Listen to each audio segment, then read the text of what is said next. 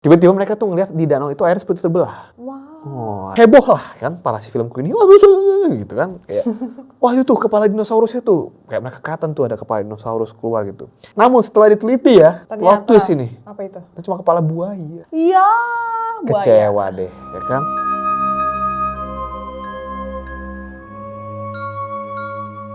Selamat malam, selamat datang di Kisah Api Unggun. Nah, hari ini tetap masih tidak ada Rian ya. Nggak apa-apa. Kemana Rian Sudiman ini? Hari ini kita membahas tentang makhluk yang sebenarnya ini zaman dulu udah ada ya, dinosaurus ya. Cuman katanya itu sampai saat itu masih ada satu yang hidup gitu. Jadi itu katanya dia di dinosaurus? Afrika. Dinosaurus. Teman, ini kalau untuk namanya nih di daerah ini, di Afrika kan ya? Iya, Afrika. Nah, makanya kenapa namanya adalah jadinya Mokelembembe. Mokele Mbembe. Yes. Ini orang sana mungkin kalau kita Mbembe kambing, Karena- di sana tuh dinosaurus ya. Dinosaurus. Mbembe itu. Bembe. Mbembe gitu. Memang harus kayak gitu ya sebutnya ya, crackers. Mokelembembe. Mokele Mbembe gitu ya. Coba komen di bawah ya kalian ya. Kira-kira ini kok namanya Mbembe gitu ya. Oke, kalau gitu kita akan bahas. Sebelum kita bahas, siapin dulu selimutnya. Snacknya juga jangan lupa. Mati lampunya dan selamat menikmati cerita kita kali ini. Jadi, Mokelembembe ini adalah nama yang diberikan untuk hewan sejenis kriptid, yaitu makhluk yang konon ada tapi tidak pernah terlihat nampaknya. Dar. Jadi Kelamaan mikir ya. Iya, kelamaan mikir kan. Mokelembembe ini ada ceritanya dari sebuah legenda Iya. di Afrika. Mokelembembe ini tinggal di sebuah lembah sungai Kongo di Afrika. Kayak Loch Ness ya? Oh nggak Loch Ness yang foto di air gitu. Terus Terus ada pala muncul Iya, gitu iya, ya. itu.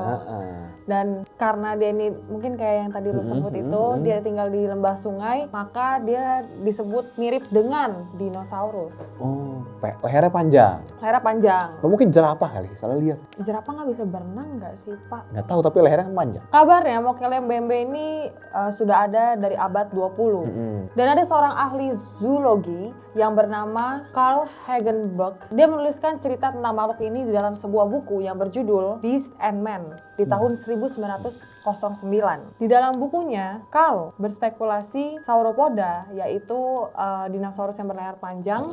Atau Brontosaurus ya. Ya, masih ya boleh, Iya. Brontosaurus. Iya boleh dong. Masih ada di Afrika bagian dalam. Jadi yang dulu hidup, yang dulu banget jutaan Iya. tahun lalu itu, ternyata tuh masih ada sebenarnya, ada. tapi di Afrika. Di Afrika bagian dalam. Tapi Carl ini tidak menunjukkan bukti nyatanya, Pak. Bacot doang. Bacot ya. doang. Asbun. Jadi kayak dia cuma menulis cerita, ya makanya disebut dengan legenda. Ciri-ciri Mokelembembe ini Iya. panjangnya 10 meter, kulitnya abu-abu kecoklatan, lehernya panjang dan fleksibel. Ya udah kayak Brontosaurus. Menurut dari cerita masyarakat sekitar, Mokele ini tinggal di sebuah lembah sungai Kongo yang memakan gajah, kuda Nil, dan buaya. Tapi ada juga yang berpendapat bahwa Mokelembembe ini suka memakan tumbuhan, jadi dia suka sembunyi di kelokan sungai. Nah, hal tersebut yang membuat air itu tuh sering mampet saluran sungai. Sampah nggak ada, tapi Ada adanya Mokelembembe. Mokelembembe. Di sungai suka mampet nih. Iya, Beneran katanya. mampet ya, tapi mampetnya makanya beneran dia ya. mengartikan. Tapi orang anggapnya itu, wah si Mokelembembe. Iya, 10 meter gede juga, Pak. Iya sih, Wajar, tebel Pak. ya. Itu kalau misalnya air sungainya nggak ngalir dengan Nggak heran seharusnya emang. gitu. Sampai akhirnya berita mengenai si Mokelembembe ini nih menyebar luas ke masyarakat, bahkan ke berbagai negara. Dan pada waktu itu, di Washington Post ada yang membahas tentang Brontosaurus still lives pada tahun 1910. Jadi saking boomingnya tuh kan dari surat kabar ke negara-negara. Jadi sampai- banyak yang percaya bahwa Brontosaurus itu masih hidup sebenarnya. Iya. Masih ada nih. Keren sih. Tapi ya seru sih emang kalau untuk memikirkan bahwa mungkin nggak ya makhluk yang dulu jutaan tahun itu sebenarnya nggak semuanya mati, masih ada yang terus hidup gitu, menarik gitu. Bahkan makhluk-makhluk yang sebenarnya udah punah pun juga kadang-kadang ternyata ditemukan lagi gitu di tengah-tengah hutan gitu kan, kita nggak tahu di hutan sebesar ini booming ada besar. apa aja kan. Karena tadi kan udah booming ya cerita itu, jadi makin banyak orang yang penasaran dengan sosok si Mokelembembe ini ya, yang katanya itu mirip dinosaurus. Jadi banyak orang itu memburu bukti tentang keberadaan si makhluk ini. Contohnya pada tahun 1980, ada seorang pensiunan ahli biologi di Universitas Chicago bernama Roy Makal. Aduh, ini anak nih, nggak bisa dibilangin Makal. Nakalin. Berjelajah ke daerah Likoala dan Danau Tele di Kongo. Yang konon juga katanya itu sebagai tempat penampakan si Mokele-mbembe. Mokele-mbembe ini. Nah, kabarnya nih si Roy ini juga berkelana cukup lama di Kongo, tapi setiap hari dia cari itu makhluk ini nggak pernah ketemu. Mungkin malu makhluknya ya.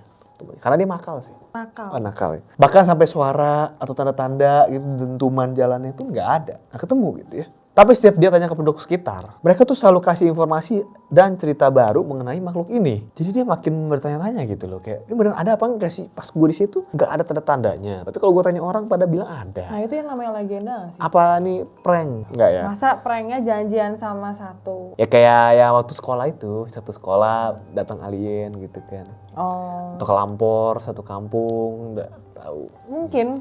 Ya kan? Ada juga nih cerita dari kru film yang berasal dari Jepang. Mungkin karena emang ini ceritanya menarik banget ya. Gue dengar pun juga kayak, menarik banget nih. Langsung kita jadiin konten aja. Mereka pun juga mau jadiin konten, jadi film ya kan. Karena mereka melihat ini menarik, ceritanya kenapa nggak jadi film. Tepatnya di tahun 1992, mereka itu ngambil gambar dan video dari atas kayak drone gitu lah, drone shot gitu ya. Atau helikopter shot kalau zaman dulu. Nah, lagi enak.